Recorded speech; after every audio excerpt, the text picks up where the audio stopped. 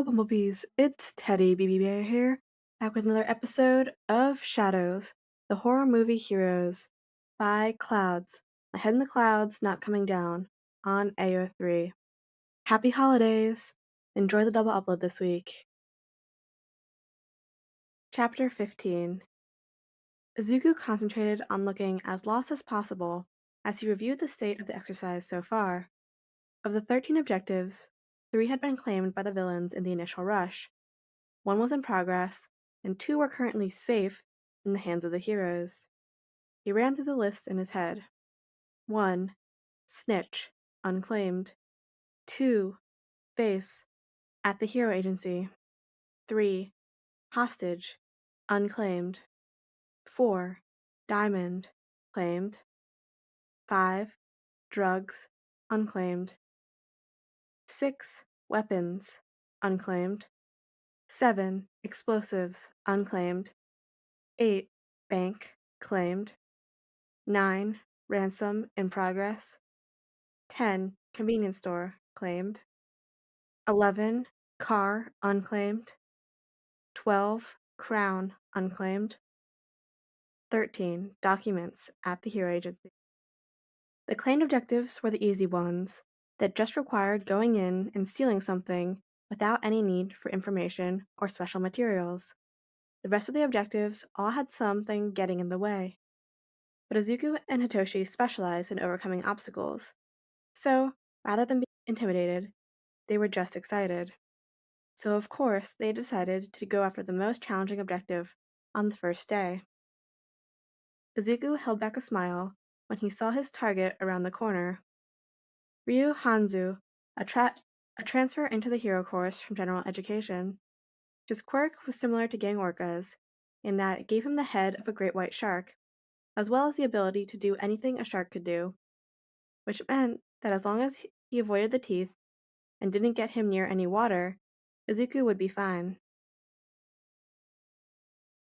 Hanzu's hero costume was simple, basically just a short-sleeved wetsuit with a blue and green wave design running up the sides, and Izuku could think of a few improvements right off the bat, but he wasn't here to fix the heroes' costumes or give them suggestions for improvement. No, he was here to absolutely decimate them. Izuku purposely made his way through the crowd towards Hanzu until he got close enough, then started running. Mr. Hero! Mr. Hero! Turned and looked down at Izuku. Hi, can I help you? Oh, Izuku put on a worried expression, grateful he looked a couple years younger than he was. I'm lost. Could you maybe help me find my home? Immediately, Hanzu smiled, and Izuku held back a smirk. Helping a lost child was one of the hero's objectives. So, too bad Izuku wasn't actually a lost civilian. Well, not bad for Izuku, but bad for Hanzu. Sure, kid. Hanzu puffed out his chest proudly. Just tell me where you need to go, and I'll get you there. Izuku gave him the fake address, and Hanzu nodded and pressed his comms. Hey guys, I'm just helping this lost kid find his way home, and then I'll be back on my normal patrol, okay? He didn't say anything else, and Izuku relaxed slightly. If he'd given the other heroes the address, or even the neighborhood they were going to, that would make things a bit more complicated. But as long as he didn't give them any more information than he had, Izuku could still proceed as planned. The two of them weaved their way through the streets until they reached a place a lot less busy and a lot more abandoned. Izuku acted appropriately confused at the street corners and let Hanzu help him as much as possible. But soon enough, they still ended up exactly where Izuku had planned. He waited until there were no witnesses before calling out, That's it! That's my building! Izuku started running, and Hanzu jogged after him. You kinda live way out there, don't you? Hanzu panted. Well, if you're found, I should probably be heading back. Hanzu was getting nervous, which meant that Izuku was running out of time. He skidded to a stop.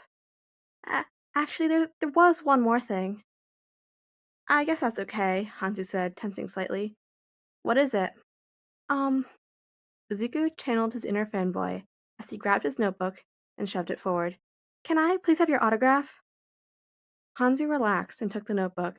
Really, I never had somebody ask for my autograph before. This is kinda cool. Izuku waited on the balls of his feet until Hanzu looked down to sign the notebook, and then he struck, punching Hanzu directly in the nose. He dropped the notebook, stumbling and giving Izuku just enough of an opening to target his pressure points. They were bound to be a bit different on someone with shark anatomy, but if he focused on the places where his body was more human and hit hard enough in just the right places. Hey, what are you? Hanzu's eyes rolled back as Izuku punched his pressure point. Ow. He fell to the floor, and Izuku waited tensely for a few seconds to make sure he was really out before running forward and flipping the switch that would functionally break Hanzu's calm. He'd still be able to talk to the teachers, but not his fellow heroes. Sorry, I need you alive for now. Okay, where did I stash that rope? Hitoshi perched on the windowsill and watched the pair of villains below. It was a girl with pigtails and a guy with green-gray skin and horns that looked large enough to pulverize Hitoshi and Izuku if they made the wrong move. And that was without a quirk that made his fingers shoot out bullets. The duo had also managed to nab the diamond objective in the first few minutes of the exercise, thanks half to the girl's drill hair quirk and half to pure skill. From what Hitoshi had seen of their heist, he suspected that they had some past experience on the wrong side of the law, even if it wasn't enough to disqualify them from the exercise. And Izuku had agreed. Normal civilians didn't know how to drill through a safe that fast. He took a deep breath as he ran through the character that he and Izuku had discussed for Shadows. He needed to act like he already knew everything, and let them know that, no matter what they did, he would always come out on top. Hitoshi made sure his voice changer was on securely before speaking. Nice place you've got here. Dark, musty, perfect villain vibes. But then again, you'd know all about that, wouldn't you? The labs weren't heavily guarded. The labs weren't heavily guarded, unless the 10 layers of security alarms and weapon systems counted. A villain would immediately trip every single alarm and call a giant security team, not to mention every hero in the area. But Izuku wasn't a villain at the moment. He held his breath as he swiped Hanzu's hero license at the front gate, grinning when the keypad beeped and turned green. The rules of the exercise stated that the license wouldn't work anymore as soon as Hanzu died. But for right now, Izuku was a hero, even if he was currently dressed in full villain gear. He waited for the gate to open and strolled right in, careful to avoid any people running around. He'd already hacked into the system and looped the footage, just in case anyone was watching. But from his research, his facility was more of a shell that was supposed to look intimidating than it was an impenetrable fortress, and the security team were just more Huck actors, not actual security guards. It would still be a challenge to get in and out, of course, but he wanted to be a scary hero. But if he wanted to be a scary hero, he needed to work on stealth anyway. It was a good practice, and all he had to do was stay out of sight. A guard came around the corner, and Izuku froze. So much for that plan. Hey! The guard's eyes narrowed. You're not supposed to be here. At Hitoshi's voice, both villains jumped to their feet and started looking around. The girl's hair twisted into drill-like points, and her eyes swept the room, and the guy readied his hands to shoot as he called out into the darkness. Who's there? Just a friend. Hitoshi took control as he jumped down from the window, landing in a crouch. Now, if you agree to be nice, I'll let go of Mr. Frankenstein here, and we can have a friendly chat. If you don't, he'll attack you. Got it? The girl glanced between Hitoshi and her partner, tensing when she realized the latter was just standing there, eyes blank and limbs hanging loosely at his side. She cursed. A brainwasher! Of all the rotten luck! Yep, Hitoshi hummed. Well, have you come to a decision? Fine, the girl snarled. Let him go, and we'll talk. Hitoshi grinned and let go. Good. Now, let's get introductions out of the way. What are your names? The two exchanged a nervous glance, and the girl looked at Hitoshi suspiciously. Just cut to the chase. We know you're after the diamond. Hitoshi held up his hands in surrender. Actually, I'm not. At least, not right now. Now your names? The girl hesitated for another long moment. Akiko. Maki. the guy answered. Good, good. Now that wasn't too hard, was it? Shinso said. Now, let's talk business.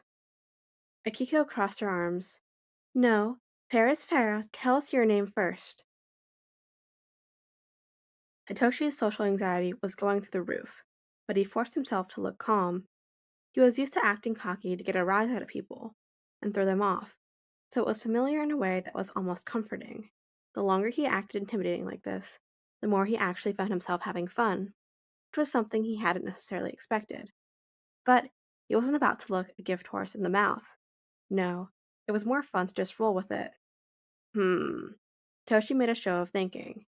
How about you call me Shadows? That's as good as we're gonna get, isn't it? Maki laughed. Alright, Shadows. So if you're not after the diamond objective, then what are you after? Oh, just trying to make some extra cash on the side. Hitoshi shrugged. So, how would you like to know who the snitch is? You're an info broker. Akiko sighed in realization. I heard some rumors they were planning to add one this year. Hitoshi nodded, half wondering if Izuku had started those rumors himself, but couldn't get too distracted. He could always ask Izuku later. So, would you like the info or not? Yes, Maki nodded. How much? About a tenth of what you get from turning the objective in. How about a tenth of what you get from turning the objective in? Hitoshi offered. Either that or a favor. We'll pay the money, Kiko said dryly. We, we really aren't interested in owing any favors to someone like you. Suit yourself, Hitoshi shrugged and tossed them an envelope from his pocket. Pleasure doing business with you. He strolled out the front door of their hideout and couldn't keep a smile off his face. He liked feeling powerful. Izuku saw the guard reaching for his comm and panicked. This mission, in fact their whole plan, relied on him getting in, getting the objective, and getting out without being noticed. Before he had the chance to hesitate, Izuku pulled out one of his guns and shot a paintball at the guard's chest. Sorry, but I can't let you call for backup. There was a second when Izuku couldn't be sure if it had worked. Then the guard sighed and took out his token, dropping it onto the floor. He didn't say anything else, and neither did Izuku. He looked around for a moment until he found what looked like a garbage chute, and then picked up the token and shoved it inside. That would count as hiding the body, in accordance with the rules, and one of Ectoplasm's clones would soon be there to pick up the dead guard, so he was free to move on. He gave a brief nod to the guard before stashing his gun and continuing on his way. He had to pass 3 more security checkpoints on the way down to the basement, but none of them were manned, and he didn't run into any more guards. He reached the final room and swiped Hanzu's hero license to open the door, whistling when he saw the sheer amount of experimental explosives that were inside. A large badge with the number 7 was stuck to one of the 3 pallets, and Izuku grimaced. Change of plans. We're gonna need to steal a truck. Once he was a safe distance away from the villain's hideout, Hitoshi called Izuku on the comms. Hey, I'm done passing along the info on the snitch. Is there anything else you'd like me to do before I head back to the apartment? Give me a minute. There was a noise that sounded like an engine starting, and Izuku cheered under his breath before responding.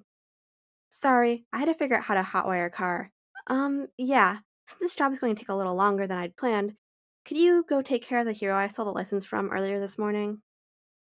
Sure thing, Hitoshi said. You set it up so I can track his hero comp from my phone, right? Yep, Izuku said. There's gotta be a forklift around here somewhere. Oh, just make sure you call before you kill him. If I'm still inside the lab when his license deactivates, then the game is over, Hitoshi nodded. Got it. No pressure. Izuku snorted. Pretty much, yep. I mean, I have a plan B in case one of us gets caught, but still.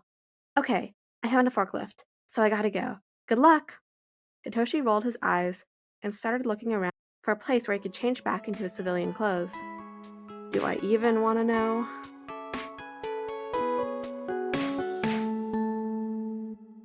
Thank you guys for listening to Chapter 15 of Shadows, the horror movie heroes on AO3. Happy holidays and a happy new year to you all. Stay safe, stay cozy, and a restful hibernation. Bye bye.